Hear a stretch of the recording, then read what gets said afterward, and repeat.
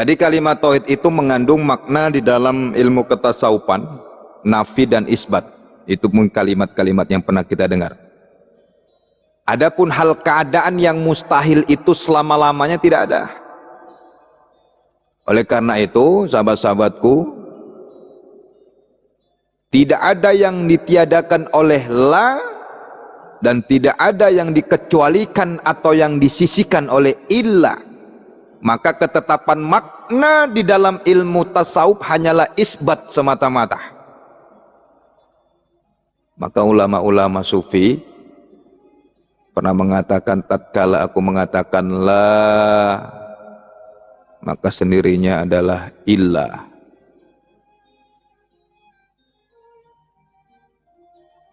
Itulah yang terhimpun dalam zikir, namanya zikir sir, yakni zikir hakikat hu Allah. Itu himpunan dari la ilaha illallah itu.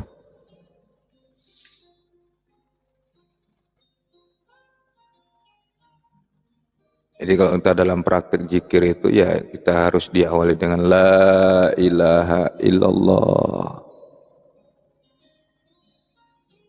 Baru dihimpunkan dia hu Allah, hu Allah, hu Allah.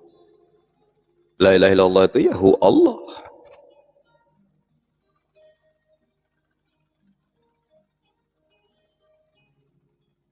Tiada yang lain. Kecuali yang ada itu hanya dia yang awal, dia yang akhir, dia yang zahir, dia yang batin. Baru mantap ketauhidan kita. Astaghfirullah Rabbal baraya, astaghfirullah minal khataya, astaghfirullah Rabbal baraya, astaghfirullah minal khataya, astaghfirullah Rabbal baraya, astaghfirullah minal khataya, astaghfirullah Rabbal baraya. Assalamualaikum warahmatullahi wabarakatuh. Alhamdulillahi wa kafa. Assalatu wassalamu ala sayyidina Muhammadin al-Mustafa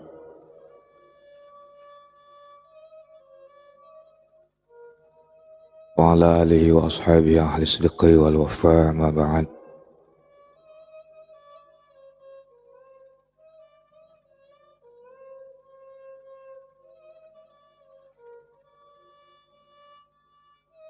Asyhadu an la ilaha illallah wahdahu la syarika lak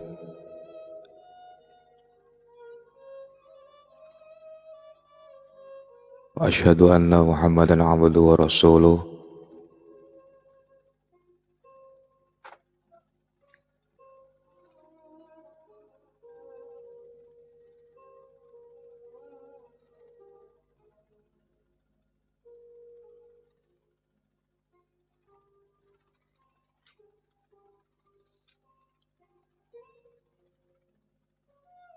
Asyhadu an la ilaha illallah wahdahu la syarika lak wa asyhadu anna Muhammadan abduhu wa rasuluh. Tauja haitsu syi'ta fa innaka mansur. Allahumma salli ala nuril anwari wa sirril asrari wa tiryakil aghyar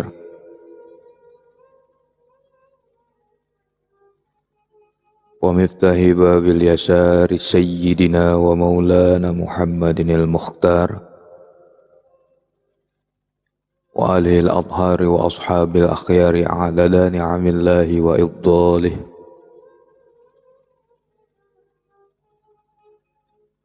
Segala puji bagi Allah atas segala nikmat yang Allah berikan buat kita.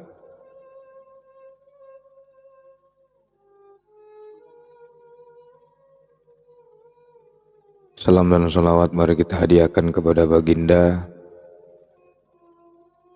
Rasulullah Muhammad sallallahu alaihi wasallam. Insyaallah kita semua mendapatkan syafaat dari beliau. Dan selalu berselawat. Assalamualaikum ya Sayyidi ya Rasulullah. Allahumma salli ala Sayyidina Muhammad wa ala ali Sayyidina Muhammad.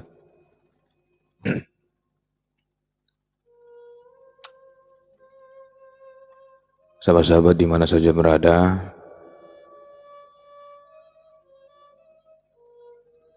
yang aku cintai, yang aku sayangi karena Allah,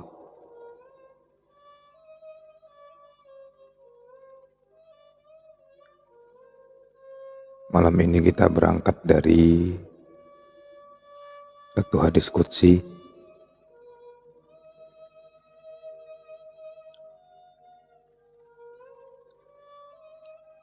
Kuntu kanzam makhfiyya wa ahbabtu an u'raf wa khalaqtul khalqa fa'arafu.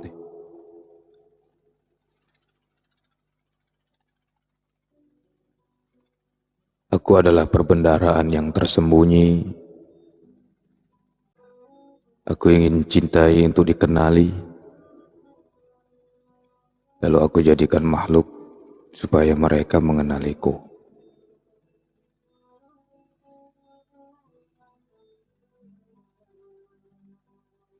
Maka berangkat dari hadis qudsi ini, kita akan membahas nantinya secara garis besar tentang la ilaha illallah, dengan tujuan agar kita menjadi lebih kuat lagi tauhid kita kepada Allah Subhanahu wa taala.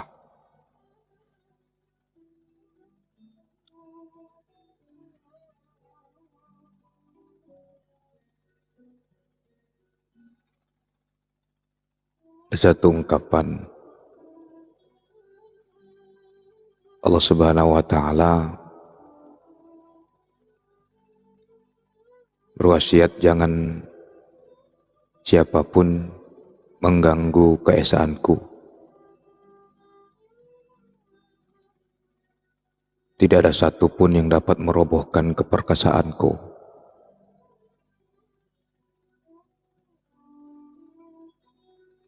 Siapa yang mencerobohi benteng keperkasaanku, akan aku bakar dengan api keagunganku, dan dia akan binasa.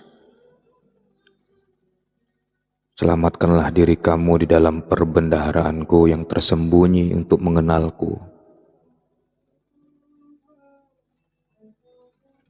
Kedara aku izinkan engkau mengenali aku.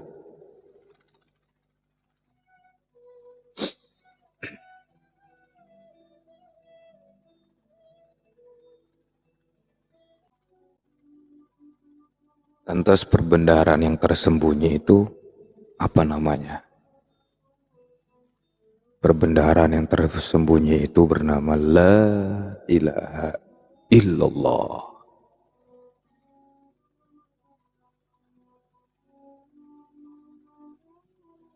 Pintu gerbangnya bernama Muhammad Rasulullah. Kuncinya Bismillahirrahmanirrahim. Cahaya yang menerangi di dalamnya apa namanya? Al-Fatihah. Kendaraannya la haula wala quwwata illa billahil aliyyil azim. Insyaallah jika kita masuk ke dalam perbendaharaannya itu yang tersembunyi, masuk ke dalam la ilaha illallah, sebelum la ilaha illallah kita masuk pintu ketuk Muhammad Rasulullah dengan menggunakan kunci Bismillahirrahmanirrahim.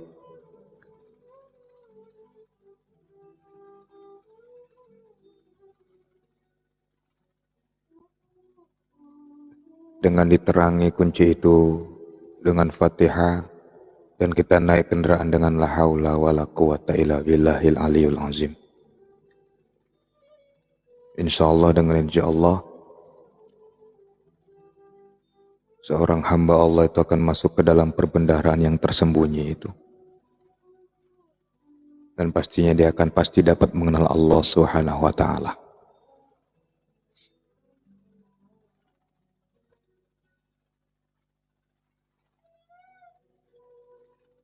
Baik, kita bahas tentang la ilaha illallah dalam kacamata kemarifatan, tapi garis besarnya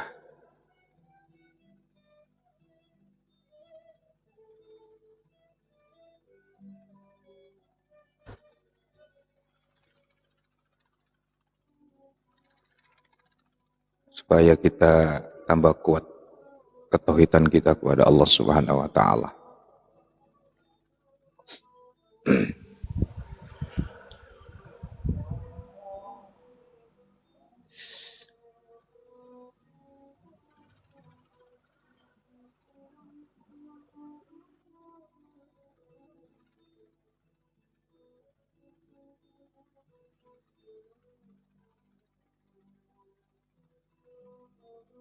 La ilaha illallah dalam kacamata tasawuf, dalam menuju ma'rifat mengenal Allah, la itu dimaknai yang disebut juga nama kalimat nafi. Apa kalimat nafi itu bermaksud tidak ada yang lainnya yang dimaksudkan dengan Allah melainkan huwal awalu,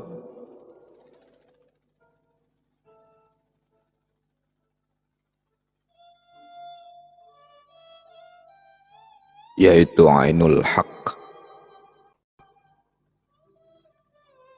Dia yang awal, yang ada dengan ada sendirinya. Jadi itulah, tidak ada yang lainnya yang dimaksud melainkan huwal awalu, dia yang awal.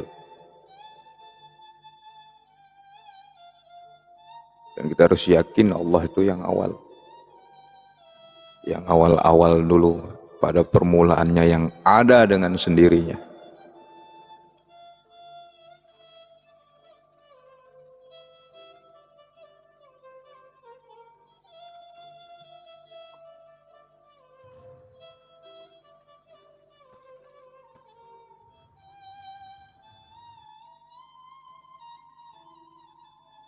La.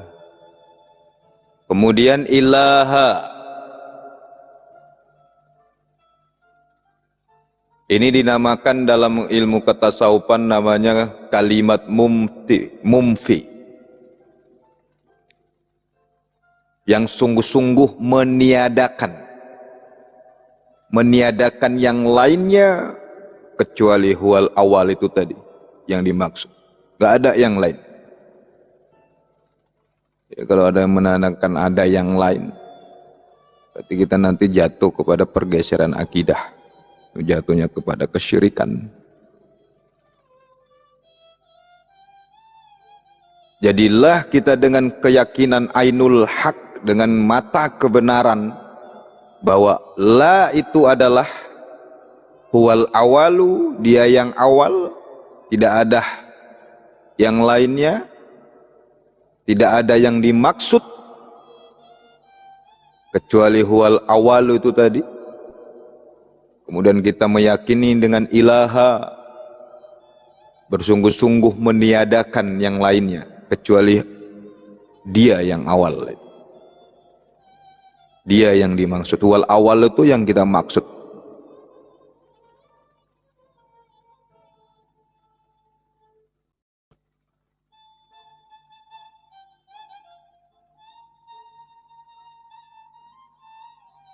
Illa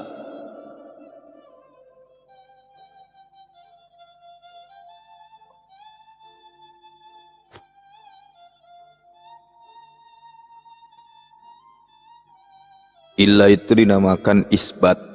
Anda pernah dengar kalimat itu? Maksudnya menetapkan yang sebenarnya yang dimaksudkan. Menetapkan. Kemudian Allah, ini dinamakan kalimat musbat. Sungguh-sungguh menetapkan yang sebenarnya yang dimaksudkan. Wal awalu wal akhiru wal zahiru wal batinu, itulah Allah yang sebenarnya, nggak ada lain. Dia yang awal, dia yang akhir, dia yang zahir, dia yang batin. Maka makna la ilaha illallah, kalau menurut ilmu Al-Quran itu tidaklah, bukan makna sembah atau yang disembah, melainkan menetapkan keesaan Hu itu tadi. Bukan tiada yang lain yang patut disembah kecuali Allah. Sampai salah memaknai. La ilaha illallah itu bukan tiada yang patut disembah kecuali Allah. Menetapkan keesaan Hu, Huwa itu tadi. Menetapkan keesaan Dia yang awal itu tadi.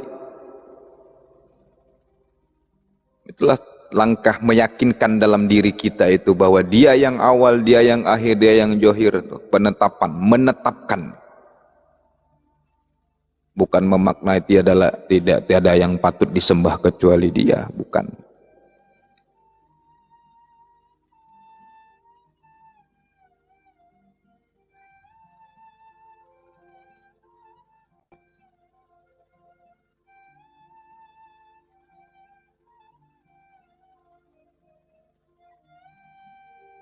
Baik, yang perlu kita ketahui, yang harus kita ketahui adalah kata bahasa Tuhan dalam kalimat la ilaha illallah itu dulu asalnya untuk perkataan pada zaman sebelum Islam.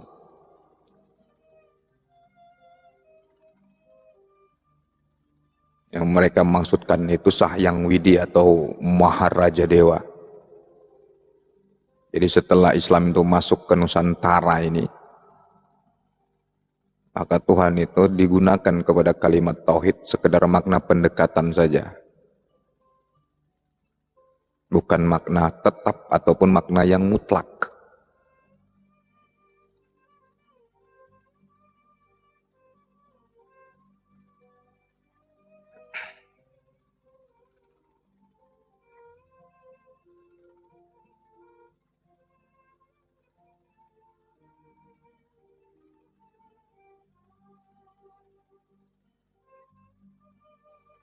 Maka yang harus kita ketahui adalah yang menjadi pokok kalimat tauhid itu, la ilaha illallah itu. Ada dua kalimat, yaitu ilaha dan Allah. Itulah pokok tauhidnya. Kalau la dan ilah itu adalah untuk menetapkan dan mengarahkan kepada sasaran yang dimaksud. Jadi kalimat la ilaha illallah itu kalimat tauhid yang menjadi pokok itu yang harus kita ketahui adalah kalimat pokoknya yang penting itu ilaha dan Allah. Kalau la dan illa itu untuk menetapkan dan mengarahkan kepada sasaran yang kita maksudkan.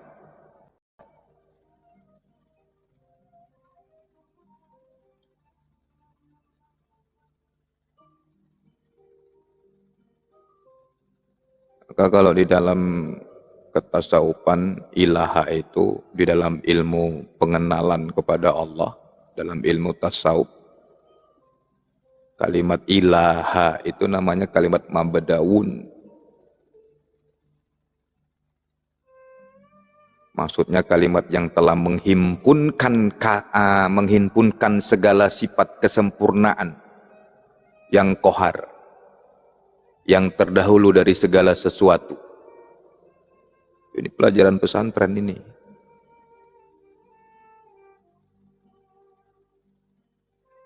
Nggak mau memang kita harus ketahui supaya lebih kuat, supaya nggak salah memaknai kalimat la ilaha illallah yang selama ini mungkin kita memaknai tiada yang patut disembah kecuali Allah. Karena la ilaha illallah untuk menetapkan.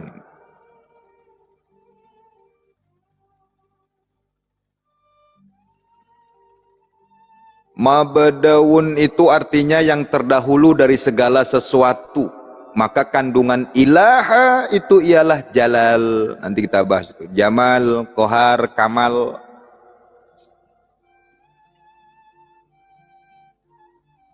Nanti masalah jalal, jamal, kohar, kamal insyaallah besok kita bahas. Sifat 20. Itu ilaha. Kalau Allah itu dinamakan kalimat maujud, kalimat yang bermakna nama jumlah segala puji untuk memuji kesempurnaan sifat ilaha yang telah maujud atau telah nyata pada kejadian alam langit dan bumi dan pada diri insan dan seterusnya. Pokoknya segala sesuatu alam yang kita nampak dan tidak nampak juga. Maka kesempurnaan sifat ilaha itu yang telah maujud sangat mulia di dalam alam ini, yaitu insan diri Muhammad Rasulullah sallallahu alaihi wasallam.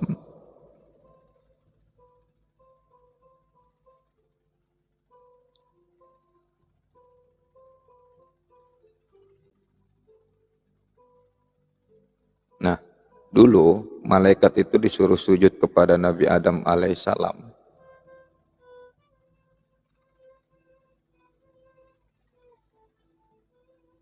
Bukan hanya sekedar sujud kepada diri Adam itu, tetapi lebih dari sujud itu kepada, sebenarnya kepada diri Muhammad Rasulullah sallallahu alaihi wasallam sebenarnya. Maka kalau Jajil pada waktu itu tahu sampai kepada ma'rifatnya itu, pasti dia akan sujud itu. Karena terhalang, terhijab dengan sudah terlanjur masuk pakaian Allah itu menyelimutin diri Jajil pada waktu itu. Tapi itulah skenario yang Allah buat. Kalau nggak ada Jajil aman kita ini. Tutup neraka.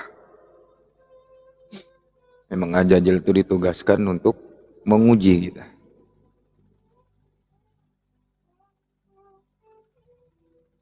Damailah, nggak ada cerita, nggak ada sinetron. Tapi itu kita kajinya ya. Jadi bukan hanya sekedar para malaikat itu bukan hanya sekedar sujud saja kepada diri Adam, tapi lebih dari itu. Diri insan yang ada pada diri Nabi Adam itu. Muhammad Rasulullah.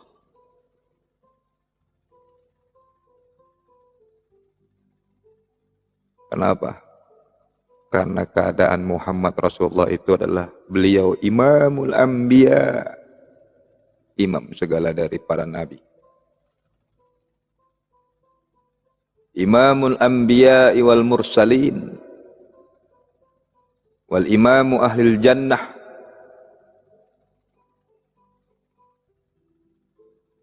la Muhammad.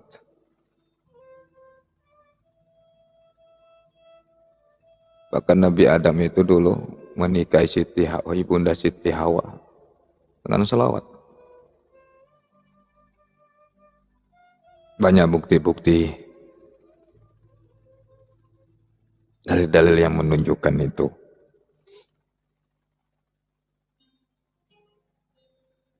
Memang betul-betul beliau adalah pemimpin.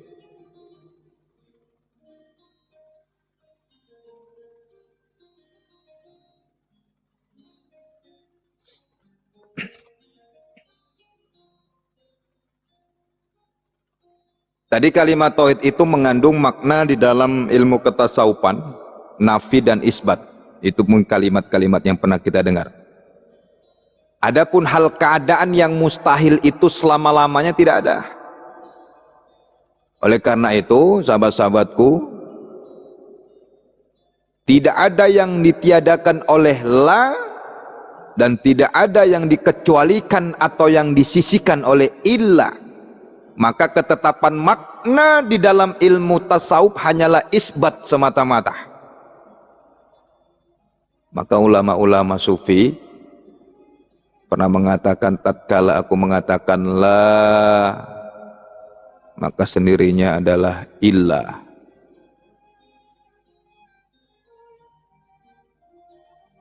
Itulah yang terhimpun dalam zikir, namanya zikir sir, yakni zikir hakikat. Hu Allah, itu himpunan dari la ilaha illallah itu.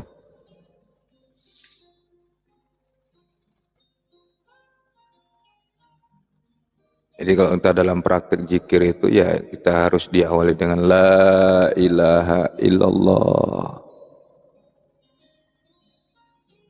Baru dihimpunkan dia hu Allah, hu Allah, hu Allah. La ilaha illallah itu ya hu Allah.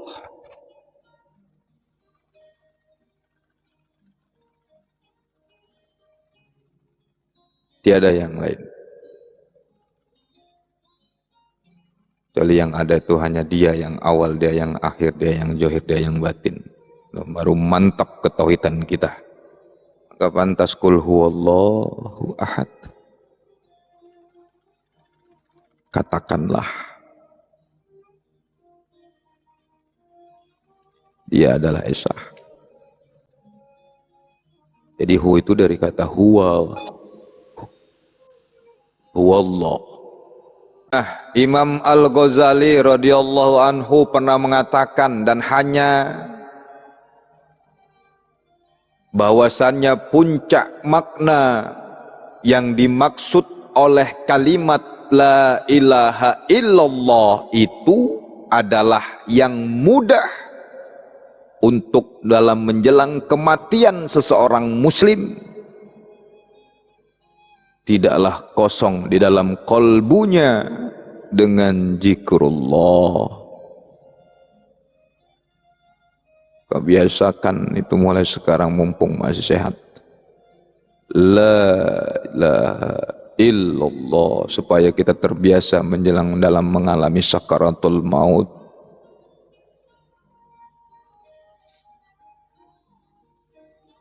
La ilaha illallah. Dan sampai dia menghimpun zikir la ilaha illallah itu dengan zikir sirhu Allah, hu Allah, sampai mati.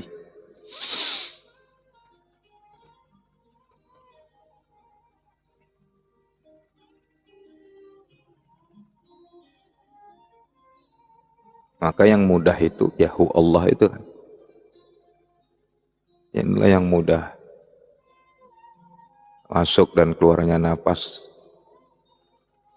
Seakan-akan memaknai masuknya napas, hu, keluarnya Allah.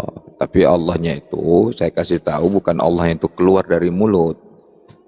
Tapi Allahnya juga ke dalam. Bukan keluar juga Allahnya. Napasnya saja yang keluar. Napas dari mulut itu yang keluar. Hu, Allah.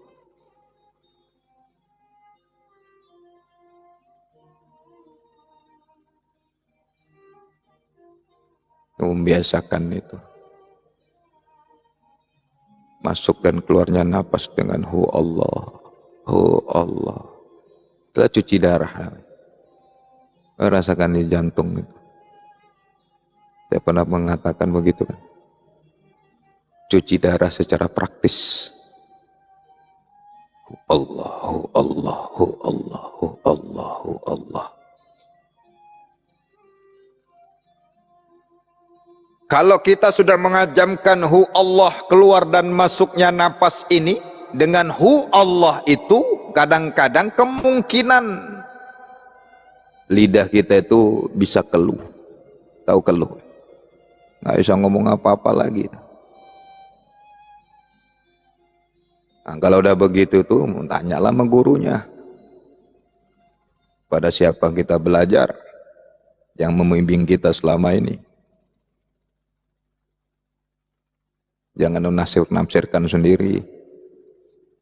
Kadang-kadang kalau udah sampai Allah tuh mengazamkan itu, Allah menunjukkan ini, itu, diuji hati kita itu melihat ini, mengalamin ini. Makanya sama gurunya masing-masing. Jangan menafsirkan sendiri.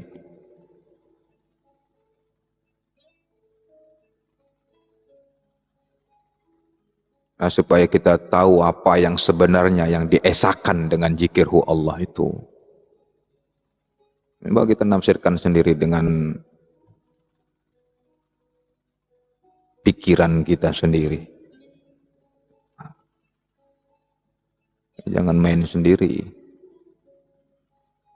Diajak kompromi gurunya. Tuhan ini apa, ini apa, ini apa. Maksudnya gimana? Jadi supaya kita paham yang sebenarnya yang diesakan dengan zikirhu Allah itu apa.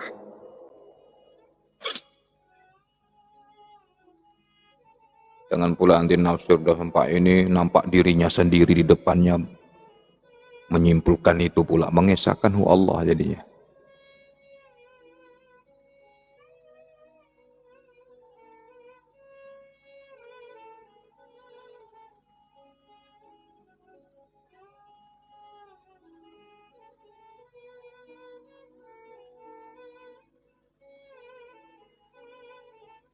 Karena bisa jadi berbeda itu. Dari pendapat-pendapat ulama syariat, ulama tauhid, ahli-ahli tauhid.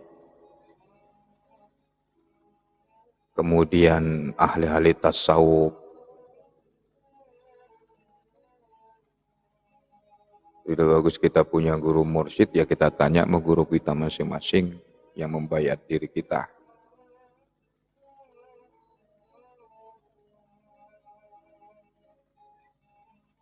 Harus kita tuntut itu sampai kita dapat dan memahamkan kalimat apa yang diesakan sebenarnya dalam hu Allah atau la ilaha illallah.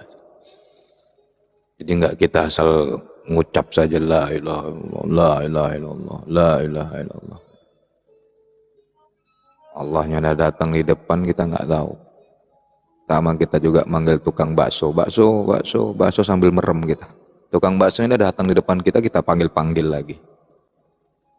Ya kena jambak lah kepala kita. Aku udah datang nih kata tukang bakso nih. Kau panggil pula lagi aku. Udah ada aku di depanmu ini. Apa kita merem, tertutup, terpejam hati mata hati kita. Kan gitu, tukang es, gitu. Bakso, bakso, tukang bakso udah datang depan kita, masih kita panggil aja.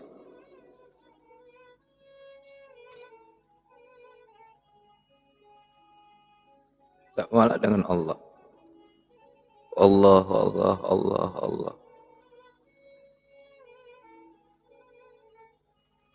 Sudah dibukakan, sudah dipercikan nur itu dalam diri kita. Tapi kita tidak tahu, kita belum paham sebenarnya mengesahkan Allah dengan la ilaha illallah itu yang mana dan bagaimana pemahamannya. Maka gurulah yang bisa menjawab itu.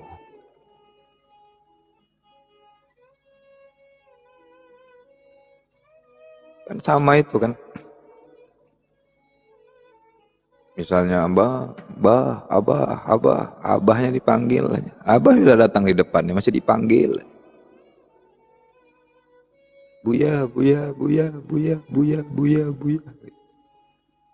Kalau udah datang di depan itu ya jangan dipanggil lagi. Dianggap budek abahnya, tukang esnya. Kata tukang baksonya, kau pikir aku tuli apa cuman katanya.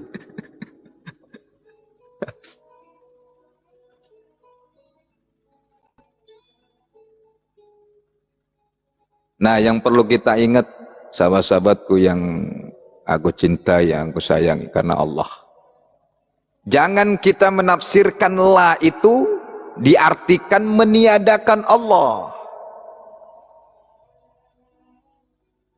Itulah yang dikatakan oleh orang-orang yang bukan Islam, terikut kita. Dan ilah itu jangan ditafsirkan, diartikan mengecualikannya. Ini yang sebenarnya ya, saya kasih tahu.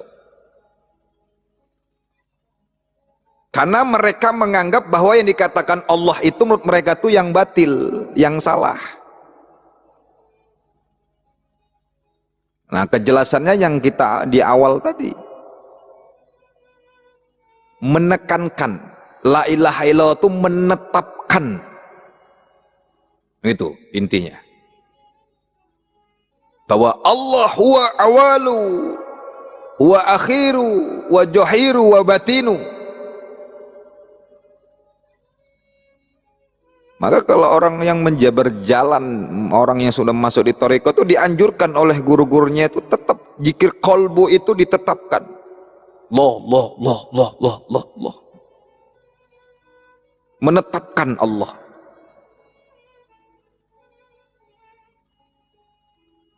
Dia yang esa.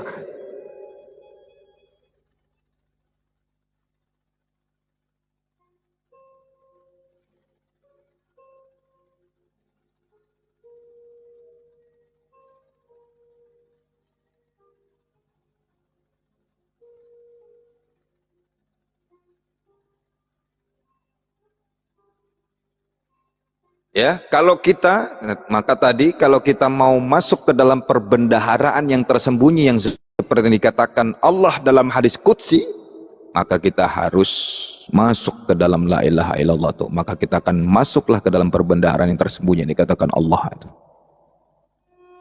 Kalau udah masuk kepada perbendaharaan yang tersembunyi itu, ada kita lagi, ada lagi. Yang ada cuma dia yang awal, dia yang akhir, dia yang johir, dia yang batin. Jadi kalau kita zikir la ilaha illallah masih kita merasa kita yang zikir, ya nggak bisa. Ya nggak bisa masuk ke dalam perbendaharaan yang tersembunyi itu.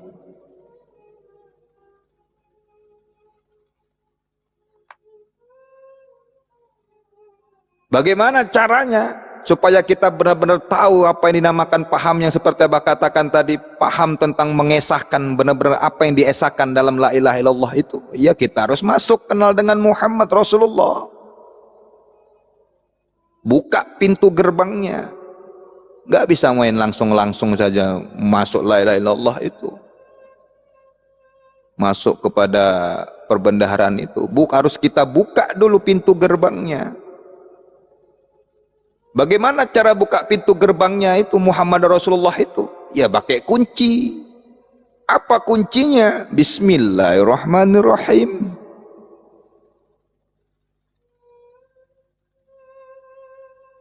Kuncinya itu di Bismillahirrahmanirrahim. Siapa Rahman Rahim itu? Ya Bismillah. Siapa Allah itu? Ya di sin.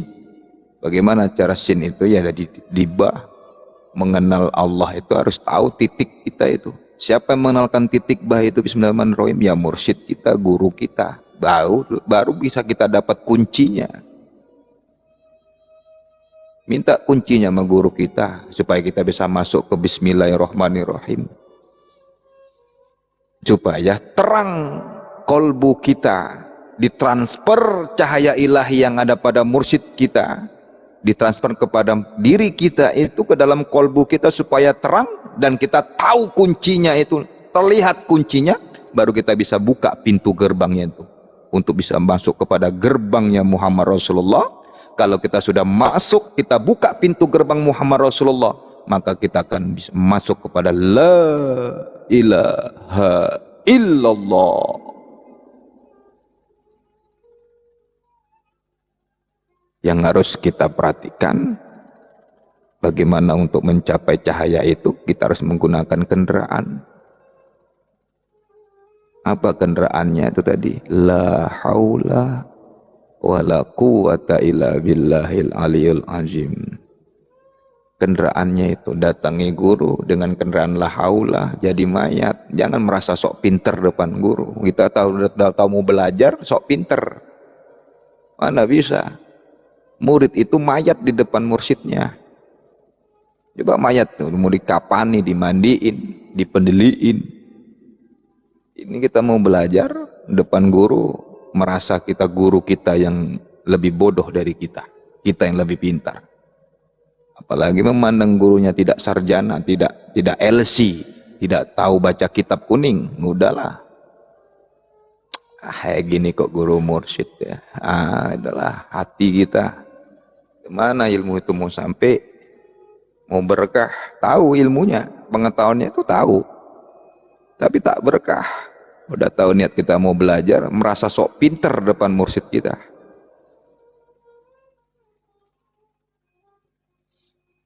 Mayat kita itu depan guru itu mayat. Kalau mau belajar, Kalau ilmu itu mau berkah dan mau sampai kepada diri kita.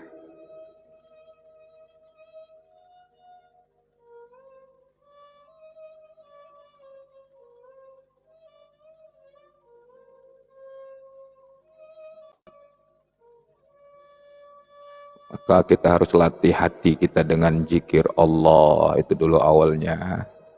Kita biasakan, kita terangkan supaya terang kolbu itu, menghilangkan najis-najis. Maka zikir Allah itu akan membawa jiwa kepada samudra kedamaian dan ketenangan.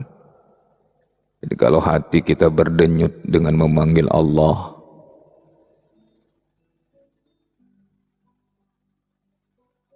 maka itu akan dikaruniakan oleh Allah.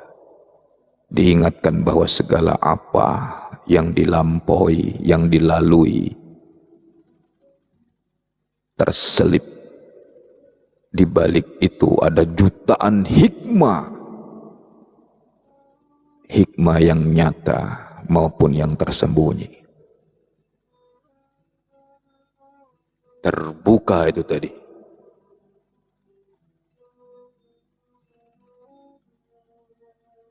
Maka rugilah bagi kita yang lalai dari mengingat Allah Subhanahu wa Ta'ala. Pastinya kita akan berada dalam kesempitan hidup dunia. Walaupun harta banyak, walaupun punya jabatan, walaupun rumah mewah. Tapi kalau kita lalai dari mengingat Allah Subhanahu wa Ta'ala, tidak membiasakan hati, kolbu kita, semua diri kita ini berzikir kepada Allah, rumah yang luas itu terasa sempit, mobil yang mewah itu terasa sempit, tidak ada kenikmatan yang kita rasakan. Karena kedamaian dan ketenangan itu bukan terletak pada jabatan, pangkat, harta yang Allah titipkan kepada kita. Tidak ada apa-apanya itu dibandingkan dengan kenikmatan kita berada dalam berzikir kepada Allah.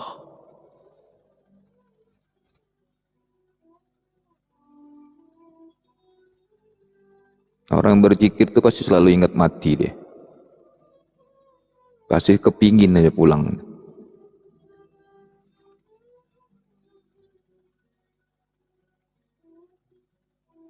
Pingin pulang kepada asalnya. Gimana rasanya asal kita itu sebelum mati yang sebenarnya. Pingin tahu dia bagaimana keadaan barja itu. Lantas kalau kita lagi pula, kalau kita tidak biasakan berzikir itu, gimana kita bisa menjawab marabbuka itu?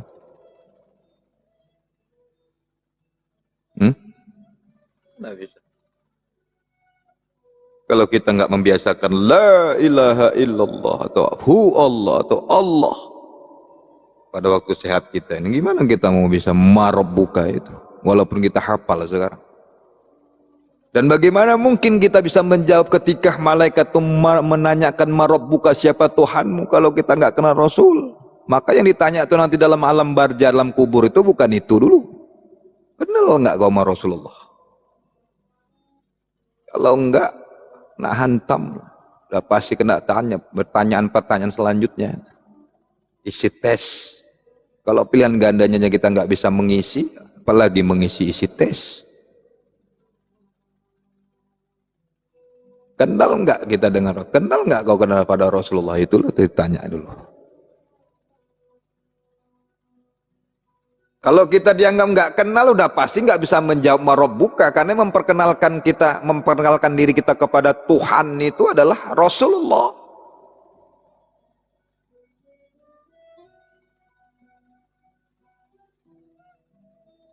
Apa yang mau dijawab nanti kalau kita nggak kenal dengan Rasulullah? Kalau Rasulullah aja kita nggak kenal.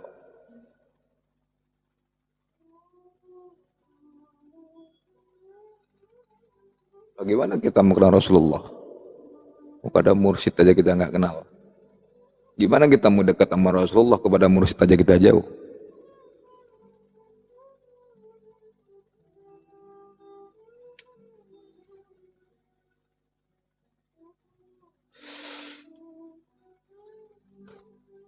maka sangatlah rugi.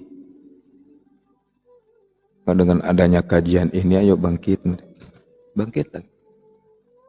Yang lemah bangkit, ayo tanamkan, kita tetapkan la ilaha illallah dalam hati kita itu, dalam diri kita. Zikrullah itu adalah jalan menyampaikan hatimu kepada Tuhanmu. Maka kita harus hiasi lidah dan hati dengan memperbanyakkan zikir dan selawat. Supaya apa? Supaya bercahaya hati dengan cahaya tauhid dan cinta. Supaya tidak ada rasa kedendaman lagi dalam hati kita kepada orang. Jangan kita lisan kita banyak berzikir tapi hati kita masih benci sama orang. Masih ada dendam sama orang. Masih ada hasad. Namanya juga manusia, Pak. Ya justru kita harus berzikir supaya nggak jadi manusia. Kita mau jadi orang atau mau jadi manusia? Coba. Pilih jadi orang atau mau jadi manusia?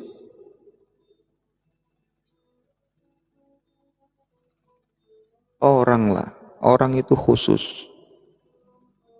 Apa bedanya orang dengan manusia, Bah? Manusia itu adalah sesuatu, manusia yang hidup di kalangan manusia, di lingkungan manusia. Kalau orang itu sesuatu yang bukan hidup di lingkungan manusia. Contoh Tarsan. Tarsan itu bukan manusia. Dia itu orang karena hidupnya tidak di kalangan lingkungan manusia. Kita mau jadi orang atau mau jadi manusia? Coba di dalam Quran itu. Allah kalau manggil orang-orang itu khusus ya. Ya ayyuhalladzina amanu. Nggak ada ya ayuhan nas amanu, nggak ada. Hai manusia yang beriman, nggak ada. Pasti orang-orang yang beriman. Jadi orang itu khusus. Kita tuh mau jadi manungso, bukan mau jadi manusia. Nah, mengkerut lagi keningnya. Tapi bahasa Jawa manungso itu artinya manusia, Bah. Beda. Manungso itu insan yang sudah manunggal rasa kepada yang punya rasa itu. Yang sudah kenal dengan dirinya adalah manungso. Makanya benar tuh bahasa Jawa itu. Lebih bagus kita manungso itu ngomongnya. Ini sambil berdoa kan. Gitu.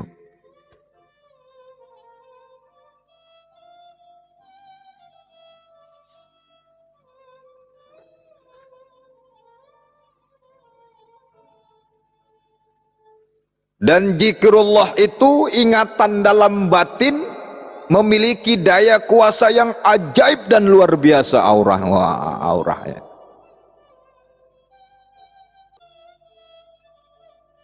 Maka teman-teman sekalian,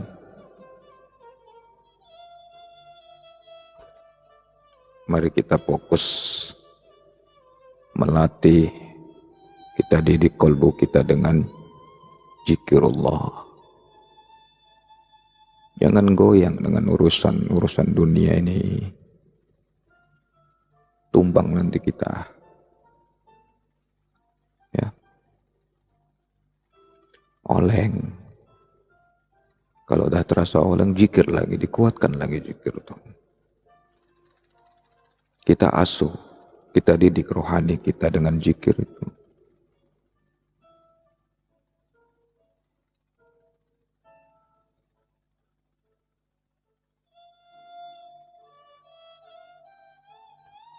Terus kita dalami lagi zikir.